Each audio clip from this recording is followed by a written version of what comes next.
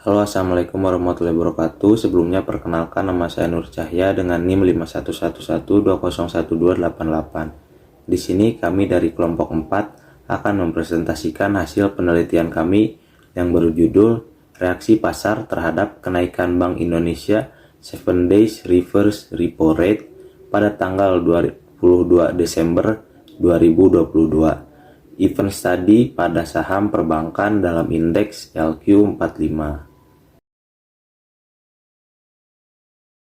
Pada era ekonomi digital ini, pasar modal semakin mendapat perhatian baik dari kalangan investor, perusahaan, maupun pemerintah di setiap negara.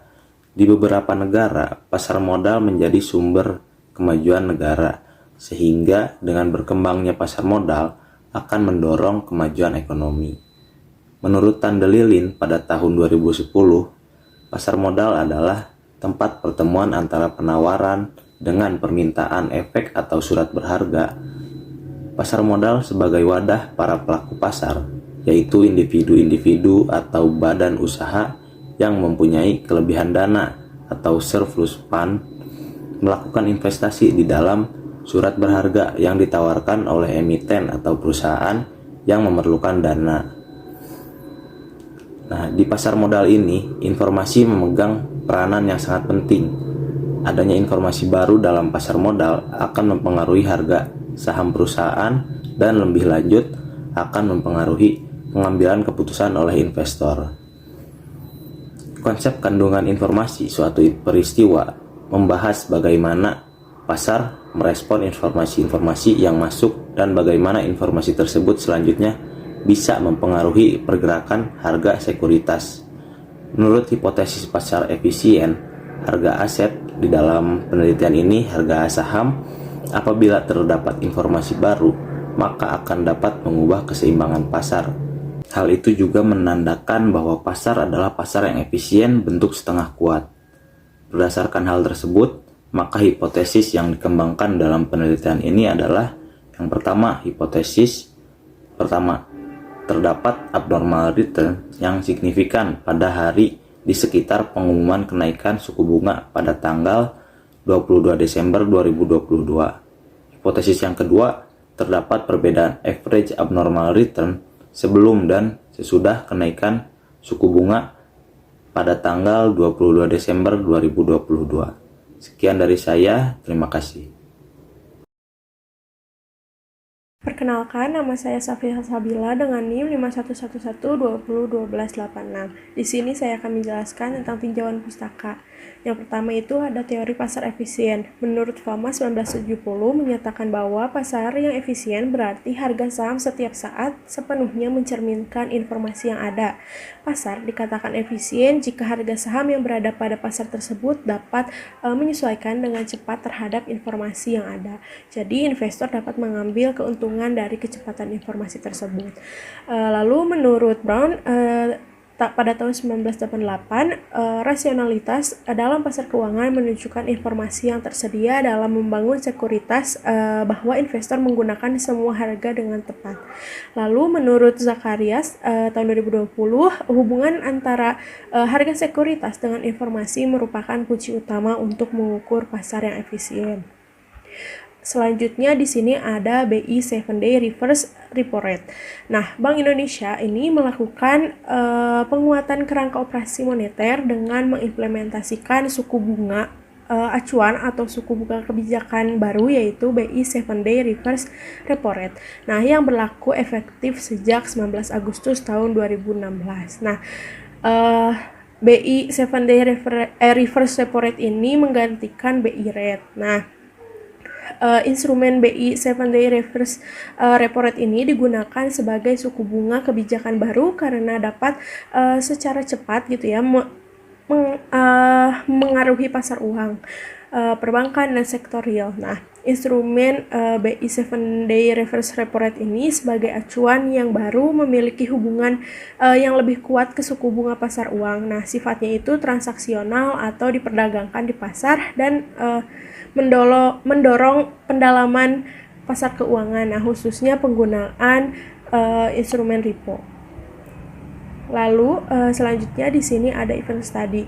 Menurut McKinley tahun 1997 menyatakan bahwa event study merupakan suatu metode yang dapat digunakan untuk mengukur pengaruh suatu peristiwa tertentu terhadap suatu nilai perusahaan. Nah, sedangkan menurut Peterson pada tahun 1998, event study adalah suatu pengamatan terhadap harga saham di pasar modal dalam rangka untuk mengetahui gitu ya, apakah ada abnormal return yang diperoleh pemegang saham akibat dari suatu peristiwa tertentu. Nah, sedangkan menurut Tandelilin tahun 2017 menyatakan bahwa event study dapat diartikan sebagai ilmu yang mempelajari pengaruh suatu peristiwa terhadap reaksi pasar yang dapat tercermin gitu ya melalui harga saham di pasar pada saat peristiwa terjadi dan beberapa saat setelah peristiwa itu terjadi. Nah, lalu menurut Suganda pada tahun 2018, studi peristiwa atau event study ini di bidang pasar modal merupakan suatu studi yang dilakukan secara empiris gitu ya untuk menganalisis dampak terjadinya suatu peristiwa terhadap pasar modal suatu negara. Selanjutnya di sini ada abnormal return. Menurut Cheng dan Kristiawan tahun 2017 menyatakan bahwa suatu informasi dapat dikatakan mempunyai nilai guna bagi investor apabila informasi tersebut memberikan reaksi untuk melakukan transaksi di pasar modal, dan abnormal return merupakan salah satu indikator yang dapat digunakan untuk melihat keadaan pasar yang sedang terjadi gitu ya. Dan menurut Hartono tahun 2013 menyatakan bahwa abnormal return ialah studi peristiwa untuk menganalisis return tak normal atau abnormal return dari sekuritas yang mungkin terjadi di sekitar pengumuman dari suatu peristiwa. Selanjutnya metode penelitian. Jenis penelitian ini menggunakan penelitian kuantitatif komparatif. Bentuk penelitian ini adalah studi peristiwa, yaitu suatu metode yang dapat digunakan untuk mengukur dampak dari sebuah peristiwa. Nah, lalu populasi yang digunakan dalam penelitian ini adalah perusahaan sektor perbankan pada indeks LQ45 yang terdaftar di Bursa Efek Indonesia. Nah, adapun sampel dalam penelitian ini menggunakan metode purposive sampling, yaitu pemilihan sampel berdasarkan kriteria tertentu. Adapun kriteria yang digunakan yaitu perusahaan sektor perbankan pada indeks LQ45 yang terdaftar di BEI pada tahun 2022. Dengan menggunakan kriteria tersebut, maka diperoleh sampel saham sektor perbankan sebanyak 6 perusahaan atau emiten. Lalu jenis data yang digunakan dalam penelitian ini adalah data sekunder. Data sekunder yaitu data yang berbentuk angka-angka, di antaranya laporan keuangan tahunan perusahaan sektor perbankan. Lalu sumber data yang diperoleh dari IDX, situs resmi perusahaan, dan situs Yahoo Finance. Metode pengumpulan data dalam penelitian ini adalah metode dokumentasi dan mencatat aspek-aspek yang berhubungan dengan objek dalam penelitian ini. Lalu data yang telah dikumpulkan akan dianalisis melalui beberapa tahapan pengujian, diantaranya yaitu analisis event study, one sample t-test, dan paired sample t-test.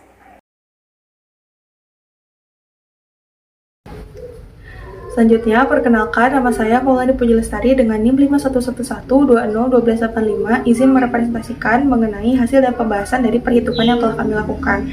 Baik, di sini yang pertama itu ada perhitungan mengenai rata-rata actual return secara harian selama periode peristiwa, di mana kami di sini melakukan penelitian dari 6 saham dengan periode jendela 3 hari sebelum peristiwa dan 3 hari setelah peristiwa.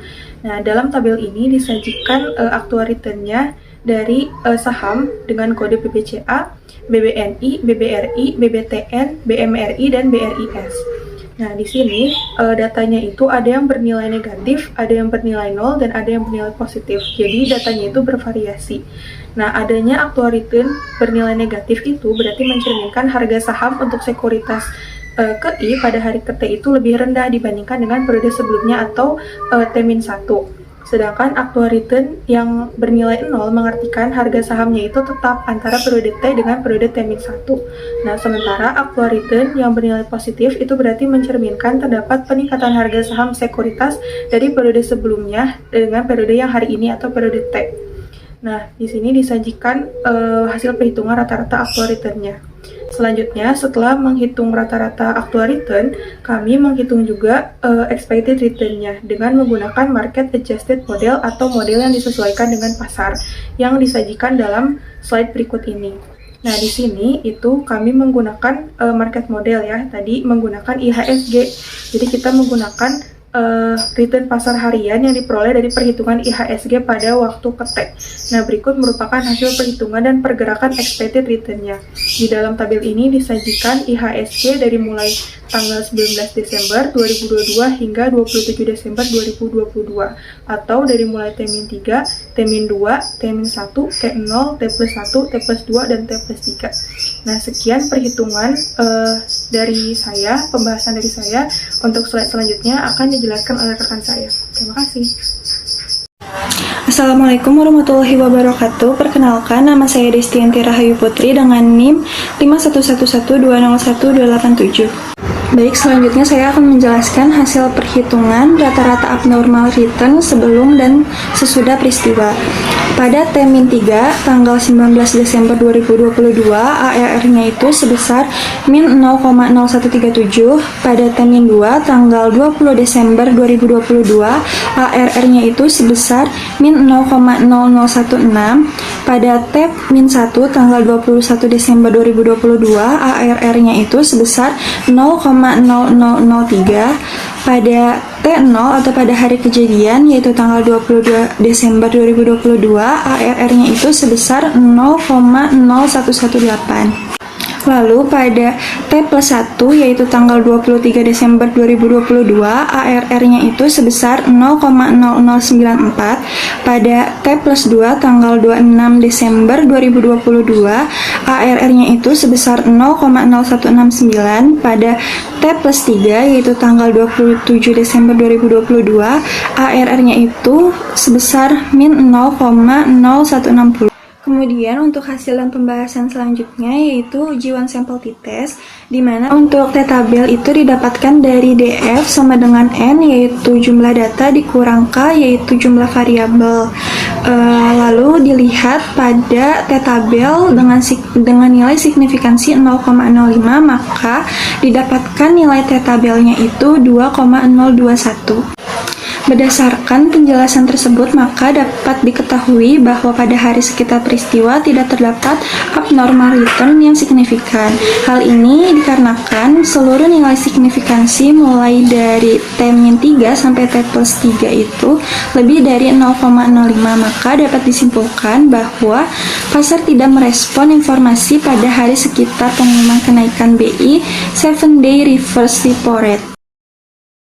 Baik, hasil dan pembahasan selanjutnya yaitu uji Poirot sample t-test, ARR sebelum dan ARR sesudah. Berdasarkan hasil pengujian Poirot sample t-test sebelum dan sesudah peristiwa, maka dapat diketahui bahwa nilai signifikansinya itu sebesar 0,568, lebih besar dari 0,05. Yang artinya tidak terdapat perbedaan abnormal return sebelum dan sesudah peristiwa. Kemudian dari hasil pengujian ini juga menunjukkan bahwa peristiwa ini memiliki reaksi negatif, di mana hal tersebut dapat dilihat dari nilai meannya yaitu sebesar min 0,008433 pada saat peristiwa tersebut. Baik, cukup sekian dari saya. Penjelasan selanjutnya akan dijelaskan oleh rekan saya. Baik, yang selanjutnya yaitu kesimpulan. Penelitian ini bertujuan untuk mengetahui bagaimana reaksi pasar modal sebelum dan sesudah pengumuman peristiwa pengumuman kenaikan BI 7-day reverse repo rate pada tanggal 22 Desember tahun 2022. Dengan menggunakan variabel abnormal return berdasarkan hasil penelitian yang telah dilakukan dengan menggunakan uji statistik, dapat ditarik kesimpulan bahwa pada pengujian hipotesis pertama yaitu menguji reaksi pasar pada hari sekitar peristiwa pengumuman kenaikan BI 7-day reverse repo rate tanggal 22 Desember 2022 itu menggunakan one sample t-test. dan menunjukkan pada hari sekitar peristiwa pengumuman tidak terdapat abnormal return yang signifikan. Kemudian pengujian hipotesis yang kedua itu menggunakan Pirate test, menunjukkan bahwa tidak terdapat perbedaan abnormal return sebelum dan sesudah kenaikan BI 7-day reverse repo rate tanggal 22 Desember tahun 2022 pada perusahaan sektor perbankan yang tergabung dalam indeks LQ45 dengan p-value 0,568 lebih besar dari 0,05. Dengan demikian, peristiwa pengumuman kenaikan BI 7-day reverse repo rate tidak mempengaruhi keputusan investor melakukan transaksi di pasar modal, sehingga tidak menimbulkan perbedaan abnormal return di pasar. Dan yang terakhir itu saran bagi peneliti selanjutnya yang ingin melakukan penelitian event study dapat menggunakan peristiwa eksternal dari perusahaan lainnya seperti kebijakan-kebijakan ekonomi secara makro, peristiwa politik, maupun peristiwa-peristiwa di luar perusahaan lainnya untuk dapat menguji kandungan informasi dan menjelaskan bagaimana reaksi pasar modal pada peristiwa tersebut. Berdasarkan keterbatasan penelitian, terdapat beberapa saran untuk penelitian selanjutnya. Bagi peneliti selanjutnya, apabila melakukan penelitian serupa terkait tentang event study, disarankan lebih memperpanjang pemilihan periode hari penentuan jika menggunakan periode jendela, supaya hasil penelitian lebih akurat dan memperkuat hasil penelitian. Dan bagi peneliti selanjutnya diharapkan menggunakan jumlah sampel perusahaan yang lebih banyak sehingga hasil penelitian akan lebih memperkuat penelitian. Sekian dari kelompok kami. Apabila ada kesalahan mohon dikoreksi.